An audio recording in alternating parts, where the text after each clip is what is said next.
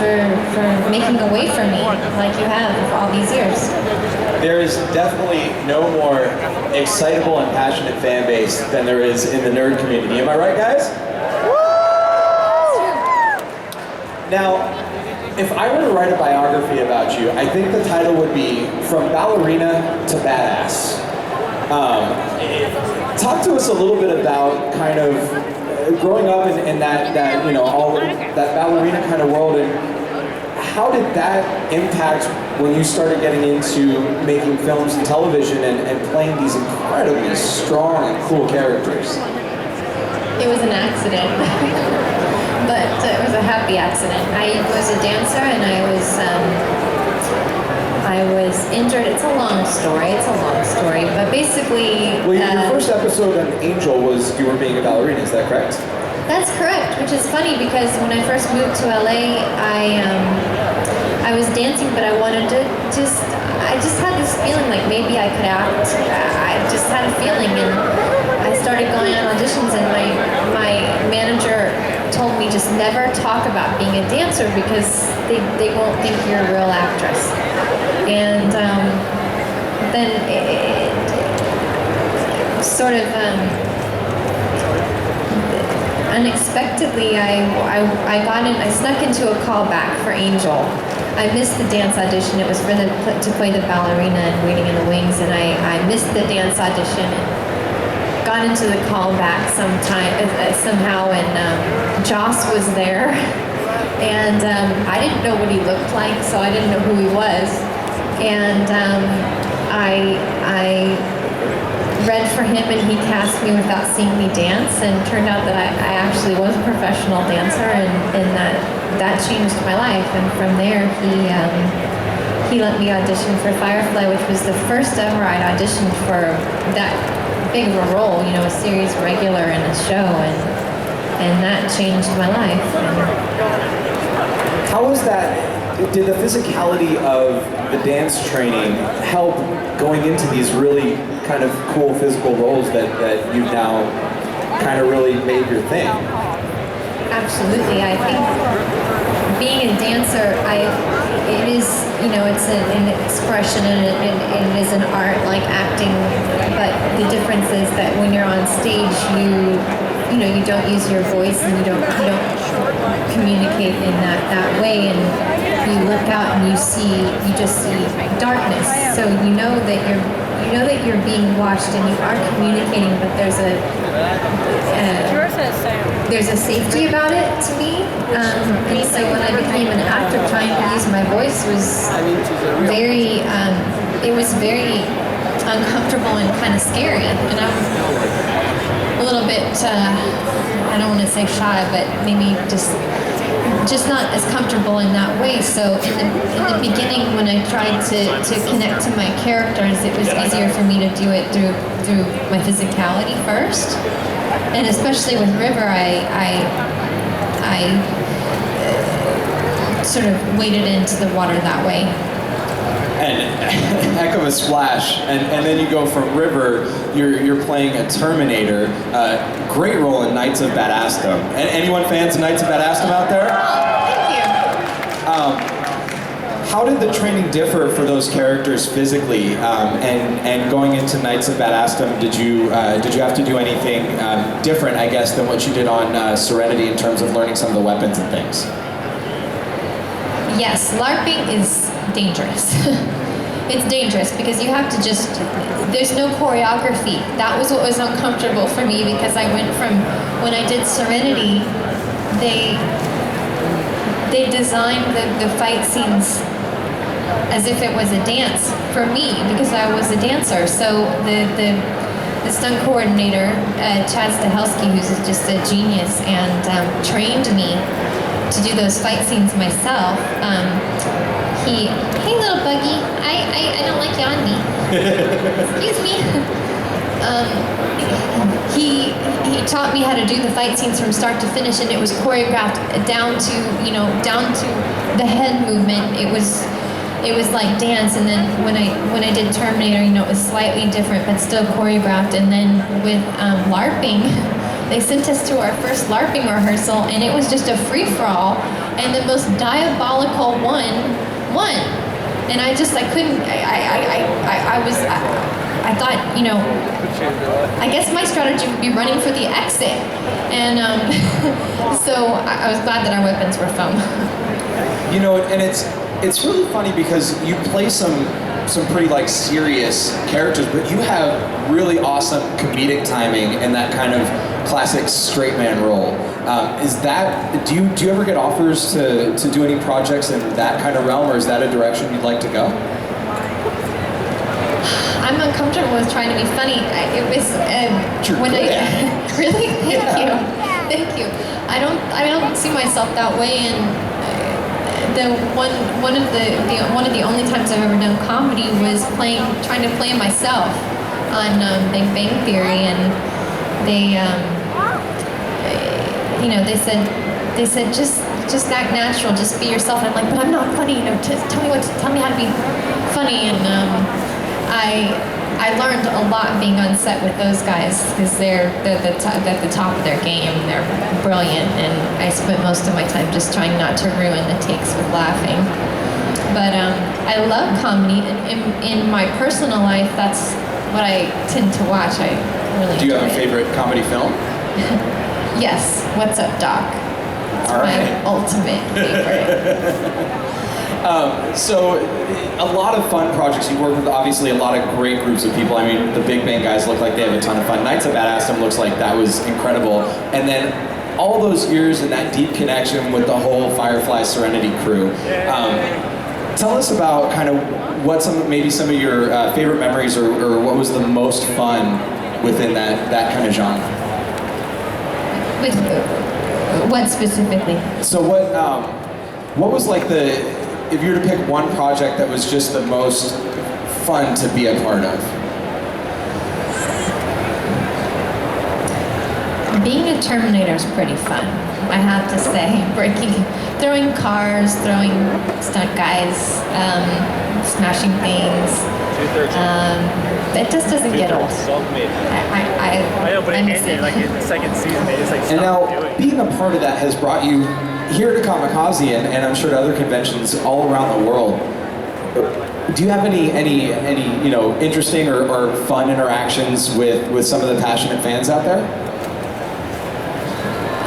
Every time. I love, there's been some incredible fan art. Cool. I think cross-stitch river. I have a cross-stitch river that I got my very first year, and I keep it in my memory box, and I just look at it and say, wow, you're a cross-stitch. That and I imagine probably seeing people cosplaying as your characters. Yes, a lot of good ones today on Halloween. It's an honor. Do you have a favorite costume that you've worn out of all the really cool stuff that you've done?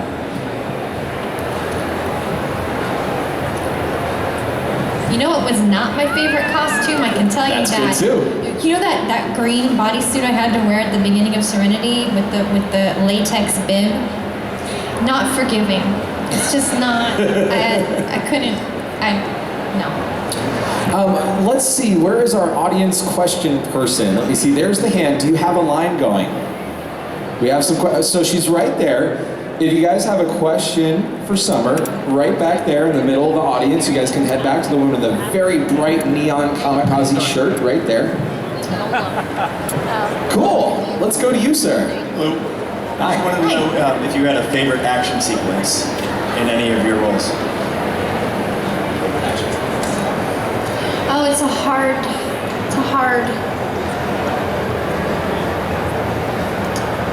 You know, thank you for asking that.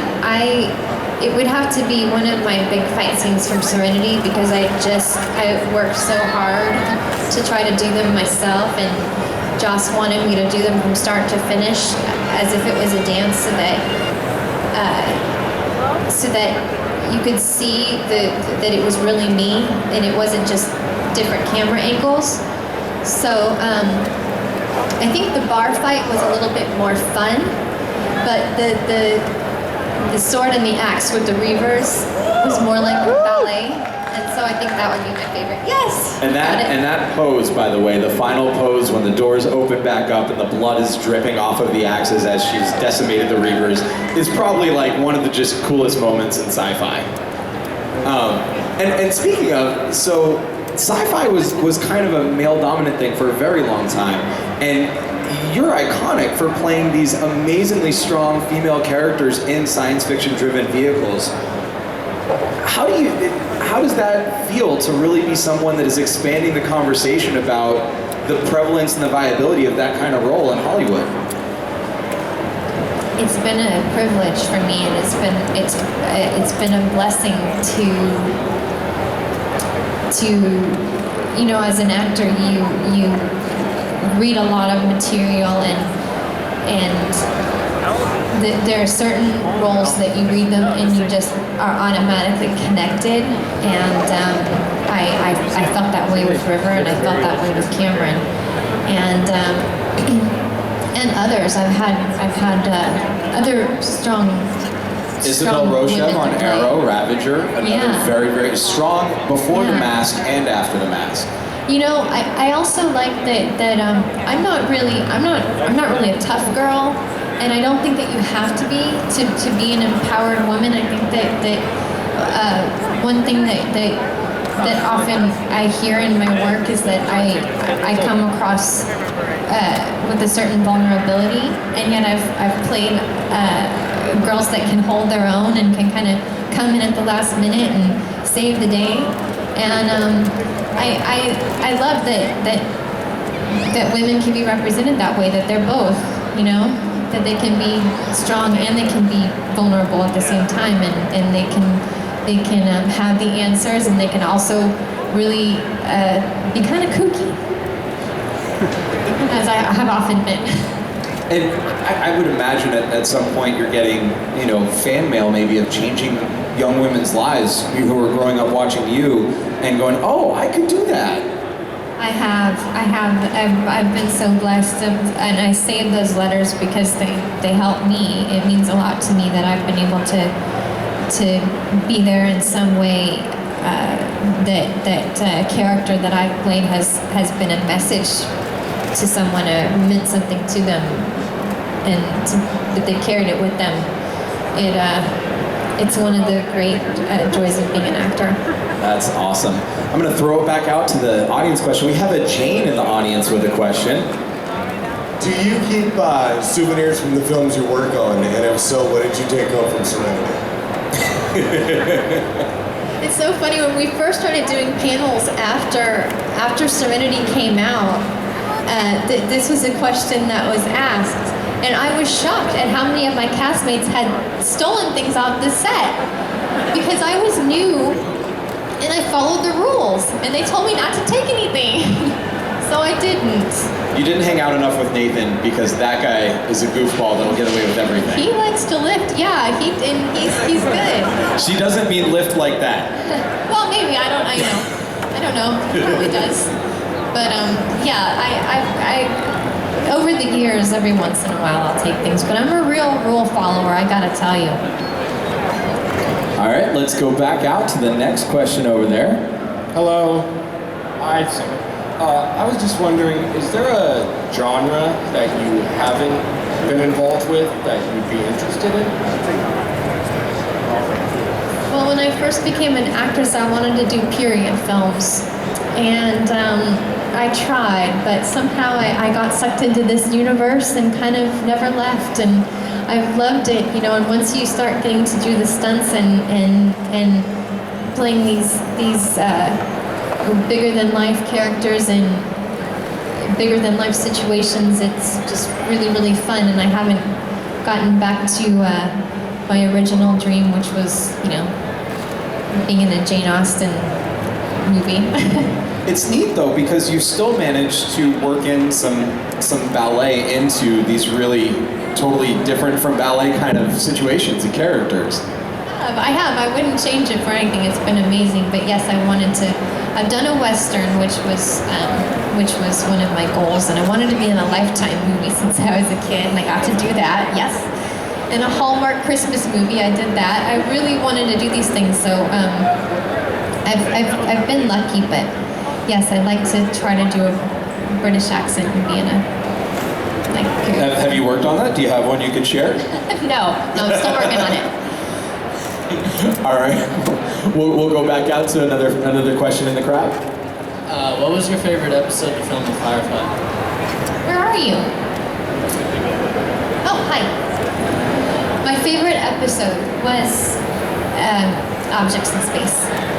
Because I was a supporting character and I was new and I wasn't often on set every day of an episode, and this was an episode where I was there for the whole thing, and it was really exciting for me. And Joss directed it, and I got to spend a lot of time with him, and it was just it was like a beautiful dream. I love it. I think it's really special.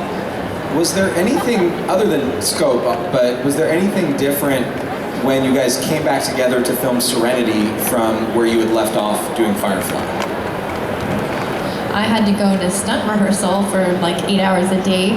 That was different, but everything else we were concerned that coming back, it would take a while for us to get that rhythm back, because we had that really special that really special rapport, and it was a while before we did the movie. So I know for me, I worried, will it be the same? But it absolutely was as soon as we got back together. That seems like it. A lot of us are fans of some series that we felt should have had a much longer life, but I feel like the Firefly fan base is maybe the most passionate about that, and that Firefly really had a great formula there to go on, and then Serenity was successful, so that was really, really cool. Would you like to see Joss reopen that universe? Well, I want it for everybody that wants it, but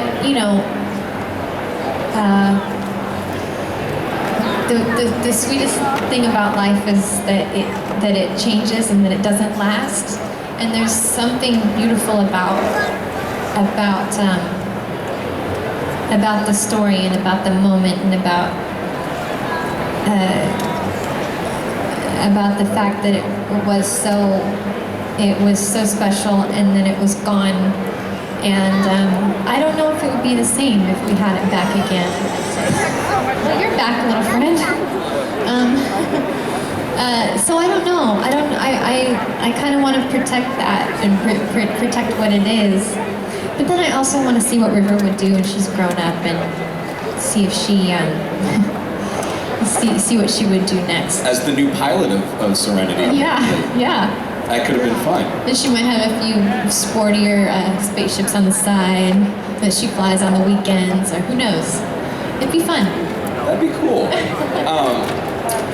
So a thing that I always love about getting together and have worked on some fun projects, who was the best practical joker on any of the cast that you've been a part of?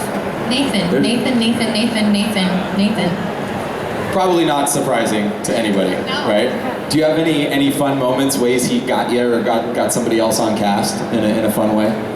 Well, I mean, I don't know if any of y'all have heard the summer joke he started, but if you think that's funny, I guess you have a mean sense of humor. It's warm in here one? No. He started, well, I guess I started it because it was my fault originally, but we were doing this very long, beautiful take where the camera was going through the entire ship and everybody had their line, and it was beautifully choreographed, and it was a wonder, and I was the very last person in the scene to talk, and we had done the very first take and everybody had done their line perfectly and worked their way through the ship, and then the camera came around to me and I forgot to say my line. And so way in the front of the ship I could hear Nathan go, "Summer!" And so everybody thought that was funny, and then he started doing it when I wasn't in the scene, and when I wasn't on set, and when I wasn't in the episode, and then he started doing it on other sets where I wasn't even in the show. And Are they yelling that in Castle? Did that catch on? They're yelling Summer? I don't know. You know, I haven't. You should sneak on the set and find out. You should get it back. You can't get back. I'm not going to go there. I'm not going to go there. You know, you heard what he did to the monkey. Did you hear what he did to the monkey? I didn't hear about the monkey. Well, he maimed this poor monkey and mailed his thumb back to his owner. And it was a stuffed monkey. It wasn't a real monkey. I was about to say, I think PETA is calling him up right now.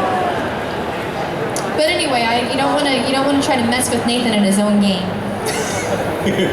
All right, we've got time for about 1 or 2 more questions. We're going to throw it back out there. Hi, how's it going? Hi. Hello. My question is, if there was one big thing in the Firefly universe, would you change anything?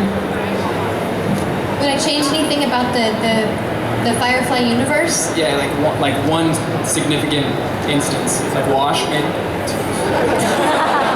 Guys, get over it. It was 10 years ago. He's gone. He's never gone. He can always come back, or he could have a twin brother. I really enjoy being the pilot, so I can't say necessarily. Someone send that to Alan immediately. No, I wouldn't change anything. It's perfect like it is. I wouldn't change anything. I mean, maybe I wish that River had some shampoo in the pilot episode. Her hair needed work, but I got some shampoo in episode 2, so. Awesome. All right, one more question from the audience. I'm right here. How you doing? I wanted to know do you have a favorite character in the Marvel Cinematic Universe? And if you were to join the Marvel Cinematic Universe, what character would you want to be? Preferably X-23, but let me know what you think. Whenever I ask that seems to be a popular one.